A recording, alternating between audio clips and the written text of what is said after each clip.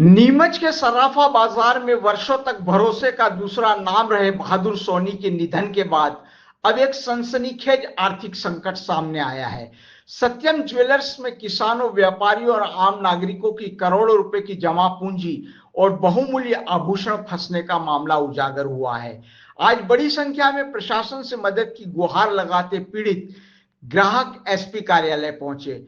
पीड़ितों का कहना है कि किसी ने जीवन भर की पूंजी जमा कराई, तो किसी ने बेटियों की शादी के लिए गहने बनवाने हेतु सोना, चांदी और नगद राशि दी थी।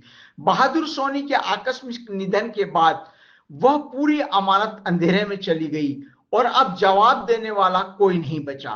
ग्राहकों ने आरोप लगाया कि अब बहादुर सोनी के पूरे प्रकरण से जुड़े परिजन और साझेदारी जानबूझकर पल्ला झाड़ रहे हैं, जबकि वे सभी व्यापारिक गतिविधियों से पूरी तरह परिचित थे। आज तक किसी ने भी पीड़ितों की राशि लौटाने की जिम्मेदारी नहीं ली। पीड़ितों ने बताया कि बहादुर सोनी ने फर्म के लेटर पेड पर विधिवत रसीदें जारी की थी। लेन देन के ठोस दस्तावेजी साक्ष्य होने के बावजूद अब तक न तो कोई स्पष्टीकरण मिला और न ही समाधान। इस पूरे मामले में किसान वर्ग सबसे अधिक प्रभावित है। कई किसानों ने जमीन गिरवी रखकर, कर्ज लेकर और फसल बेचकर गहनों के लिए राशि जमा कराई थी। आज वही किसान मानसिक तनाव, आर्थिक तबाही और असहाय स्थिति में प्रशासन के दरवाजे खटखटा रहे हैं। पीड़ितों ने पुलिस अधीक्षक कार्यालय में ज्ञापन सौंपते हुए मांग की है कि उचित कार्रवाई कर उनकी अमानत उन्हें वापस दिलाई जाए। इस पूरे प्रकरण से नीमच की आर्थिक व्यवस्था पर प्रभाव पड़ा है, गंभीर स्थिति खड़ी हो गई है। सराफा बाजार से जुड़ा यह सनसनीखेज मामला अब पूरे शहर में आग की तरह फैल चुका है।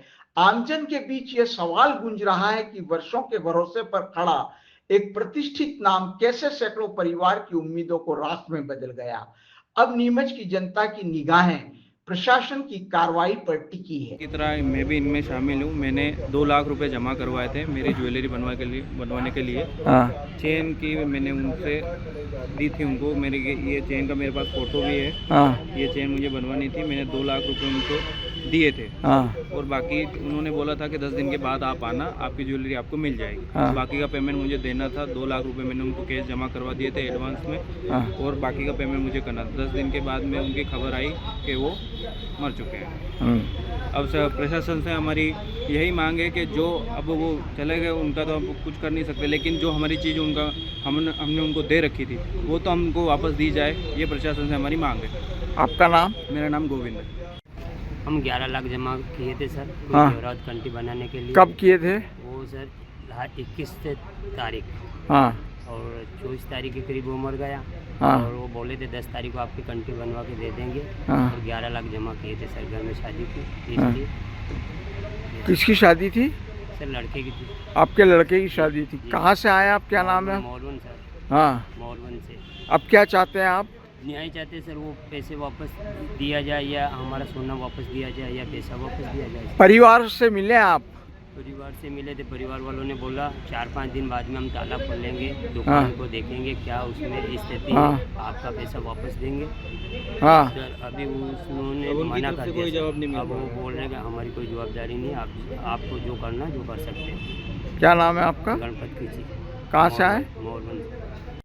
क्या हुआ है बहादुर सोनी के यहाँ पर? आप लोगों का रुपया जमा था या ज्वेलरी वगैरह, क्या मामला है? मेरे सोना है सर। कितना है? 100 ग्राम। हाँ बताइए क्या है? मेरे भाई की छोरी की शादी थी, इसलिए मेरे घरवाली को मैं रकम बनवाना चाहता था।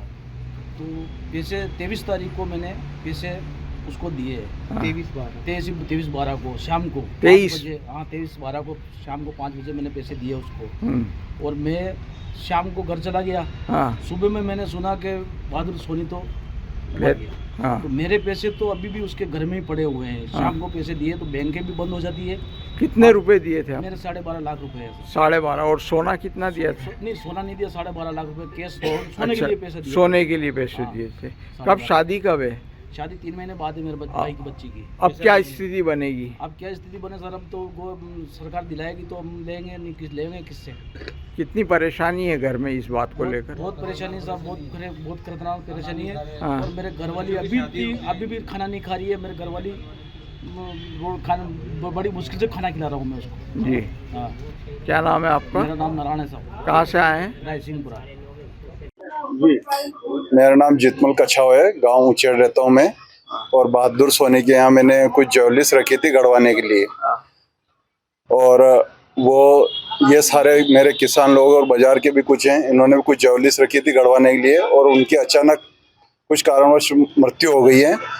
तो उस रकम को हमको वापस दिलाने के लिए हम एसपी कार्यालय तक आए हैं और सभी लोग यहाँ पे इकट्ठे हुए हैं। और ये ज्वेलरी आपकी थी और बाकी लोग मेरी करीबन 675 ग्राम ज्वेलरीज थी, जो मेरी 3 गुड़िया के भी सोना था। 3 गुड़िया की अभी 3 महीने बाद में शादी होने वाली है और एक बालक की, उसके लिए मैंने ज्वेलरीज गड़वाने के लिए रखी थी। तो अचानक उनकी मृत्यु हो गई, तो मेरे को मेरी ज्वेलरीज वापस करवाने के लिए मैं एसपी साहब के यहाँ ज्ञापन सौंपने आया हूँ। कितना टाइम हो गया आपको दिए हुए? मेरे को दिए हुए 1 महीने समथिंग हो गया है। अब आप क्या चाहते हैं? मैं न्याय चाहता हूँ इसमें। क्या परिवार वाले लोगों से बात हुई थी हमारे को उन्होंने 5 दिन का टाइम दिया था। 5 दिन तक हम उनके वहाँ गए और वापस गए तो उन्होंने बोला हम कुछ भी नहीं कर सकते, आप जो भी कार्रवाई करना चाहो वो कर सकते हो। किनसे बात हुई आपकी? उनके भाई घनश्याम से बात हुई थी। उन्होंने हमको पहले 5 दिन का आश्वासन दिया था। 5 दिन के आश्वासन के बाद में हमने आगे कार्रवाई की। कहाँ पे आप लोगों ने? हमने कलेक्टर कार्यालय में ज्ञापन दिया और कैंट थाने में ज्ञापन दिया और आज एसपी साहब के यहाँ ज्ञापन देने आए। क्या नाम है आपका? जितमल कछावा। भारत का ब्लॉक बाबजी एएससी ब्लॉक, मजबूती ऐसी स्टील जैसी, न रेती न सीमेंट न तराई की है झंझट। भारत का नंबर 1 ब्लॉक ISI व ISO मार्क से प्रमाणित भी है। MP राजस्थान का सबसे अत्याधुनिक प्लांट। अगर आप भी चाहते हैं बाबजी एएससी ब्लॉक मंगवाना तो आज ही संपर्क करें। Jhanjharwada industrial area, Neemuch, Madhya Pradesh. Contact number screen पर मेंशन है, जल्दी संपर्क करें।